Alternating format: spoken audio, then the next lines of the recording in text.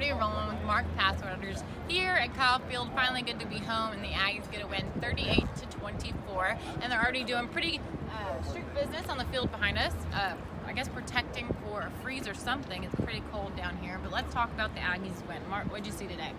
Offense that got hot, and a defense that did enough, actually more than enough, to win today. This game was not as close as the scoreboard indicates. A&M allowed Ole Miss to hang around. They made some real critical mistakes. Charles Oliver's failure to tackle on DeMarcus Lodge's big touchdown. Kellen Mond obviously fumbling and having that return 96 yards. You take those two things away, this game is pretty one-sided. It was definitely that way if you take a look at the stats. If you see, Jordan Tamu threw for 373 yards. That's par for the course. But when you don't have anything on the ground and you struggle in the red zone, you miss a field goal that's short, you're not going to win a game. A&M deserved to win this football game, and they did. Now, special teams, obviously, they've been doing their part. We talked to Braden Mann after the game today, and then also Colin Gillespie. Guys, always fired up, always making big time hits for this team when they need it. Yeah, actually, Colin Gillespie could have saved this football game, because if you think about it, when Rashad Paul fumbled for the third time, that ball is sitting there right at midfield. That's a tie ball game, I think, at that point.